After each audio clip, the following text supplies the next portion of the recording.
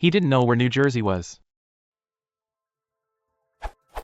I know the past tense carries the past tense in every dependent clause, but referring specifically to places or to things that are eternal, like the earth, seems a bit weird, and therefore we sometimes, I believe incorrectly, say, he didn't know that New Jersey was actually on the East Coast. Because it still is. Or, he thought the earth was round. So is it square now? Logically speaking, would you consider the use of past tense here a bit confusing in a day-to-day speech in these examples? Would you instinctively opt for using the present tense?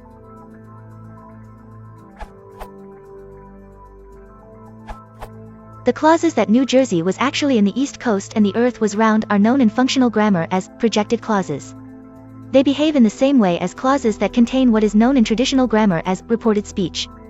As the authors of the Longman Grammar of Spoken and Written English explain, simple past tense has a special use in reported speech or thought. The original speech or thoughts may have been in present tense, but past tense is usually used for the reports. Notice that the circumstances may still be continuing even though past tense is used. My emphasis.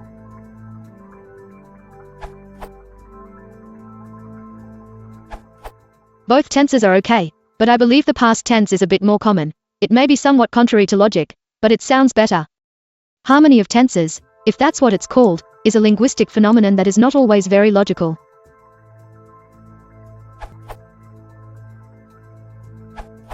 One, last week, I found out that NASA stands for National Aeronautics and Space Administration. Or 2. Last week, I found out that NASA stood for National Aeronautics and Space Administration.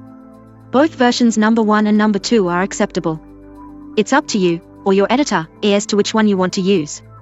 The second version happens to use a backshift preterite, stood, in the subordinate clause.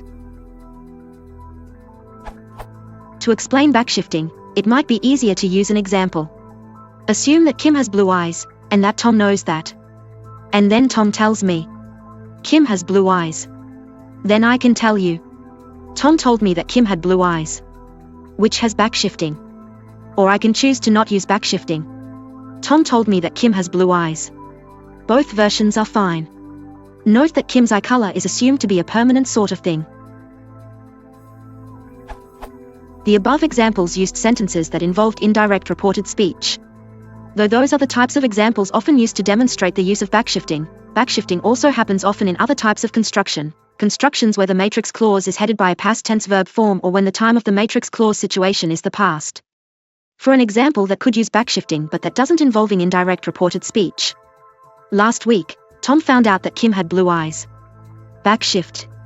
Last week, Tom found out that Kim has blue eyes. Not backshift. Both of the above versions are fine. Sometimes, depending on the purpose of the sentence, there can be a preference for either the non-backshift version or for the backshift version. Sometimes the non-backshift version might be considered to be much more widely appropriate than the backshift version. Sometimes the backshift version is obligatory. Note that the examples I've used are either borrowed from or related to the examples used in the 2005 textbook by Huddleston and Pullum, A Student's Introduction to English Grammar, pages 47 to 8. From that textbook, on page 48, is the excerpt.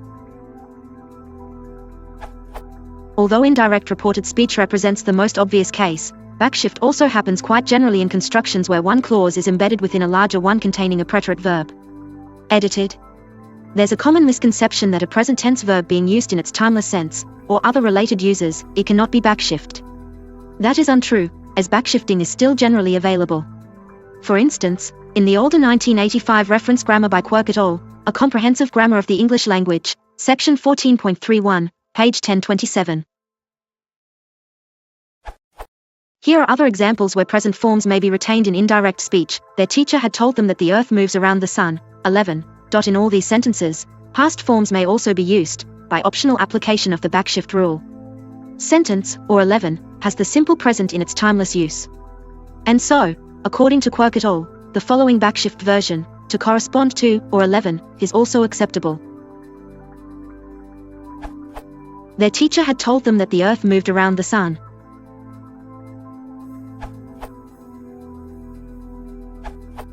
As a technical matter, he cannot have thought in the past that the earth is round in the present, because that was in his future. He must have thought that it was round at the time. If you really wanted to refer to his belief then in the Earth's roundness now, the construction would be he thought it would be round, but this is rare in any sensible context. Luckily, the Earth still is round, so you can say either he thinks it is round, he thinks it was round, or he thought it was round without offending logic, although the second would draw puzzled glances. Not 1 in 100 English speakers have analyzed this, but in my circles the past tense is instinctively used, perhaps because it is in fact correct. This would depend on if the thing you found out is still true or not. If it is still true, you would use the present tense. Last week, I found out that NASA stands for National Aeronautics and Space Administration. But if earlier in the week they changed the name, you would use the past tense. Last week, I found out that NASA stood for National Aeronautics and Space Administration. However, on Tuesday they changed it to the National Awesome Space Astronauts. If you want to support the channel, please consider liking and subscribing.